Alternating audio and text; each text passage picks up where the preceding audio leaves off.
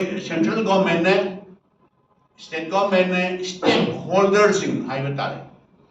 masiga wari sanabigi mawong du hai pet ban stakeholders in ga wari sanari ba state government ga wari sanari bise masi bhauda telephone da wari sanari bra chief minister ga sanari bra akhoi na di chief minister da even state sigi honorable governor da ba Taurisi Manipur si yamna waman re autadi appointment lawiyo akhoi se khut jor tawraga auta mateng pangbiyo Manipur se yam ikai ningai ne wa auta kanbiyo na haisira na appointment lawiyo haibdi ngasi bowa appointment lawbu ngamtie Raj Bhavan se akhoi si mingsin ba tamniko upai lektadra honorable governor tabo haisira bne state government se atai government matam dadi akhoi ju matam khara mayam gi seva tawjaram bada any issue state gi issue any issue la pada all political party gi delegate chatpa matam da chief minister office gi subject matter to hairaga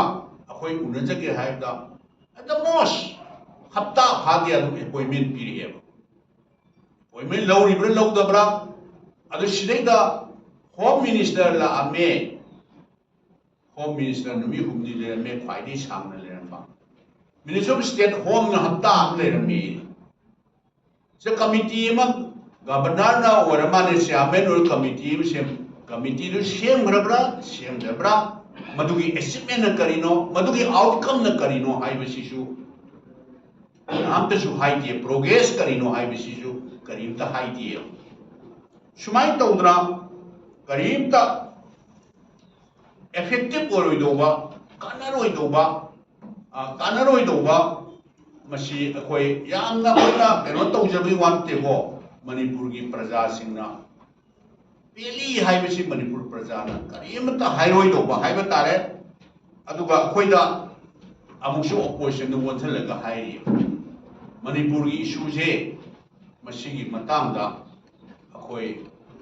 Rajniti Taunarosi above politics Haibatari.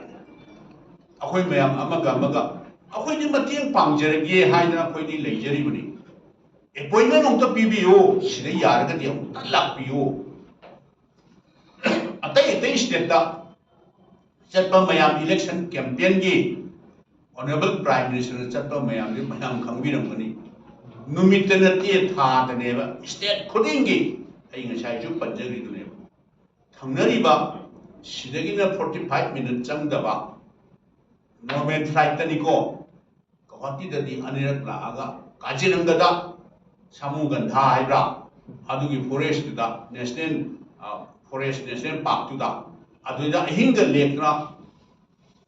Layami Duneba. That is a toy Deva Manipuri issue. Sitting a Sijo, Manipuru Mira Haiwakanse. Kaloi do misi kana le yeba masda India ni atai khare chaw state ka aur yudham nari ma Assam da tori yagadra ba maseba aduna ni akhoi honorable MP su khang ba ngamak ta dra magi controlling wa ma emotionally ngang yu do maduna ne ba aduna sigumba mangna nahan ngangbi hiba adu Manipur si yamna itihas history itihas ka sumari leinana yamna kara allaga ngambirameba akhoi pamjari badi mayam se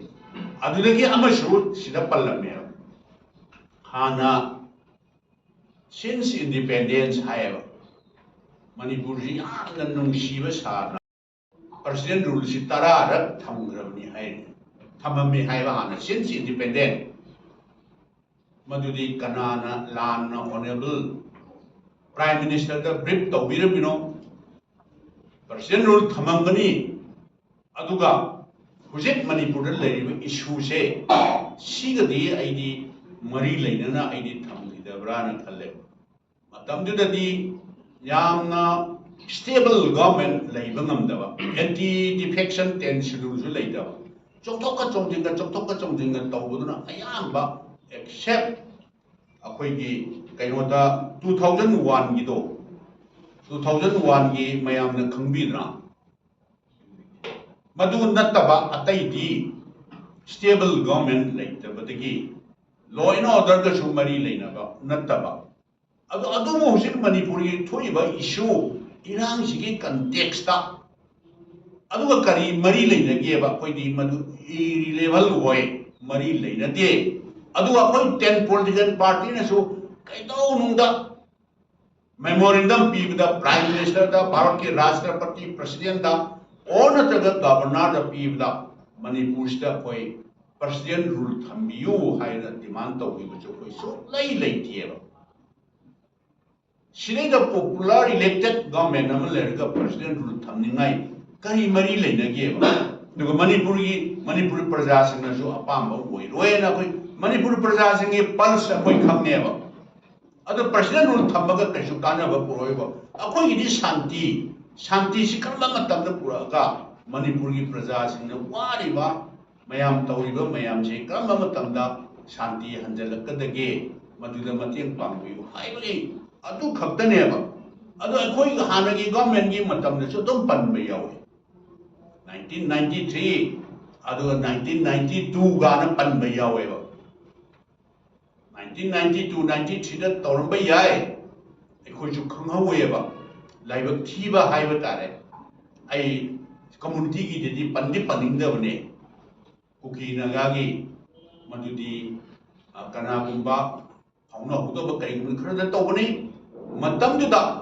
हुजिक तौरिबा सुमाइना community अमने settle तौरिबा से example दा कुकीना और नागान ताबा फमदा प्रजा सिंगी करिमता कनो तौरिबा लेगिदे मतमदुगी state गवर्नमेंटना खुदाक्ता piece committee सेमगा अथुबा मतमदा शांति लाक्ननबा दुम तौखिएबा अइना हाइजरिसिनी कनाउबा element Kharna थोनिंगदबा मी सिगिनागिबा खर याउगी अदुबो हौजिक लैबा सुमाइना मैतैगा कुकीगा माना ताबा मफमदा चंगनबा यादरिजे सुमाइना दी प्रजा सिंगदी कुकीगा नागागा चंगनबा यादबगी करिमता लेगिदिएबा पीस कमिटी में सेमगा अथुब मतमदा कम्युनिटी अनेगी मिनिस्टर सिंग रिप्रेजेंट तौब कमिटी में सेमगा पूर्ण शांति लाक्ननबा तौगी अदुगा हंजु हंजलकीबा अदुगी अमना नोमरा निनीरा खक आई यावेबा मैतै पांगनगी तौगिबदो सि अखोइना हाइजनब्राबा नुमिन निनीरा केनो अदु खक तौगी अदुगा मैतैगे पांगनगा चंगनबा यादबा मुस्लिम इस्लाम धर्म चपा मुस्लिम ताबफमदा मैतै चंगबा यादबा अदुगुमसु लेगिदिए सिगुंबा थोनिंगदबा मिस अंडरस्टैंडिंग थोकबसिदी मणिपुर नतना अतै स्टेट तसु थोकबा दुम यारमुनि मसिगुंबा कानदबा मयामसि कोट तौरगा लेबगी महुत्ता मणिपुर से करंबा मौंग तौरगा डायलॉग तौदना वारी सानदना अखोय रोड मैप अमा सेमबा हौरे मतम अकनबि नत्रसु within this month or within this year हाइरगसु अखोय हुजिक डायलॉग तौबा हौरे हाइरा ऑनरेबल प्राइम मिनिस्टर लाक्तना मा थबक सिलगसु लेरिबा स्टेट गवर्नमेंट जे चीफ मिनिस्टर सि कौबिरगा और नत्र मोय काउंसिल ऑफ मिनिस्टर सि कौबिरगा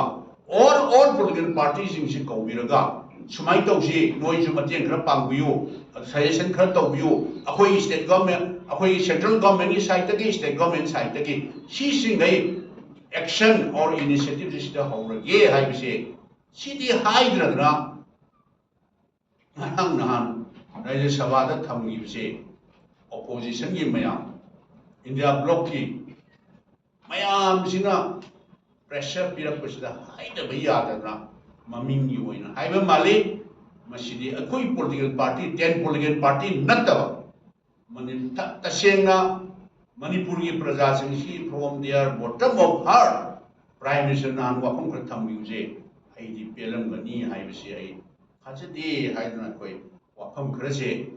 प्राइम मिनिस्टर ngरang नान थम्बिबा